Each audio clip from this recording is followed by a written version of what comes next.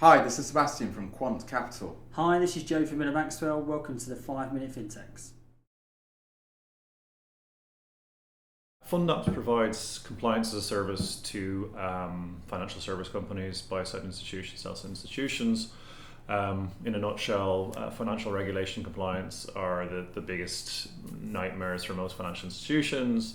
They're onerous, they're complex, they change very quickly and often. So rather than every financial institution having to stay up to date with the regulation themselves, FundApps provides a managed service whereby we monitor for regulation changes. We encode the regulation changes into algorithms and then provide that as a web service to our customers. So I'm a founder and CEO, founded FundApps from a spare bedroom in Elephant and Castle back in 2010. So we're just over 7 years old, completely bootstrapped, never taken a penny of funding. And it was literally based on my previous experience in the industry, seeing how badly compliance was being done.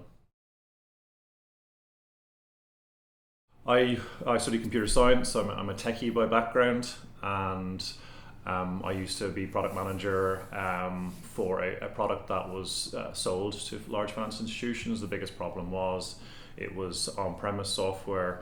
Every single client had to buy the software, buy the servers, buy the databases, buy all that horrible IT stack that people needed back then. But combined on top of all that horrible technology debt, they also needed to have teams of compliance and legal that then obviously turned the regulation into algorithms. So I saw basically across 60 clients globally, everybody duplicating the same effort. And I think that's the definition of insanity, when everybody's doing the same thing and coming to different answers. So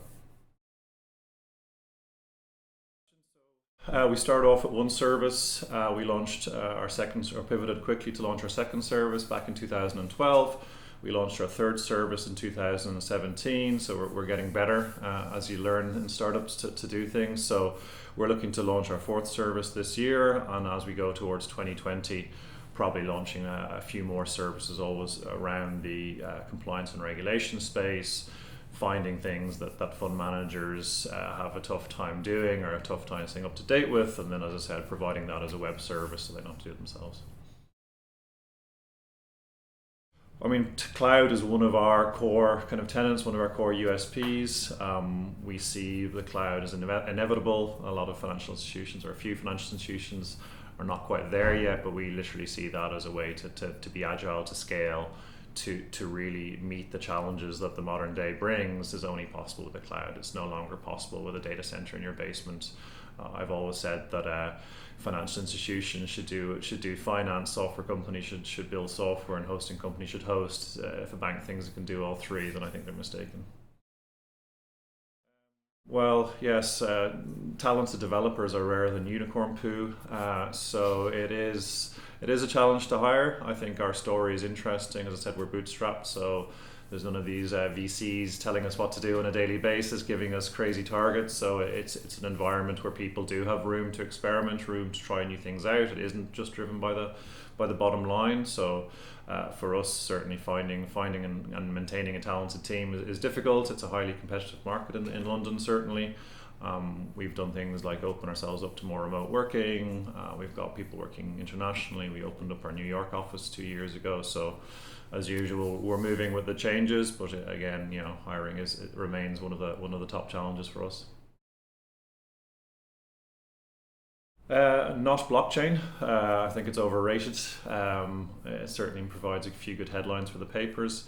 I think for us, or for me personally, coming from an area in financial services where technology, despite what everybody says, it's still way behind where consumer technology is. I've said many times that my grandmother has more complex technology in her iPad has than most banks do. This inversion has happened since the iStore launched and Apple Store launched, that suddenly the consumer has super powerful apps and technology, whereas the banks are still struggling with Excel sheets and systems that were built on DOS. So I certainly see iterative change and really just trying to improve the bank's technology stack as probably the more exciting part. I don't think it's anything revolutionary is going to change the banks, but suddenly seeing things like challenger banks coming, things like the cloud coming, and bit by bit changing the banks from inside. Blood, sweat and tears. I think a lot of people think that you still require a VC or rich grandparents to make it happen, but for us it was very clear. We had a very clear product market fit from day one. Obviously we're very careful with our cash, so for us it involved going out, looking for our first customer and finding that right first customer who saw the potential in the business. Customer one paid us a certain amount of money, that managed to hire employee two, and really from there on it snowballed. In 2012 we signed 2 new clients, hired 3 people and so on, and to this day, 7 years later, obviously our income is higher than our outgoings, but it really, I think, does go to prove that with a clear business model, a clear value proposition, you can bootstrap a business. It doesn't require millions of pounds of funding. Good question. I think with Brexit and many things, people have long foreseen the demise of London. I certainly don't see it happening. I'm obviously a Paddy from my accent, so I still think London is by far the most interesting place to be from a fintech point of view. New York certainly has its pros as well, but looking at Dublin, Amsterdam, Frankfurt, really nobody can compete with London for its breadth of talent, the ecosystem, the VCs, the seed funders.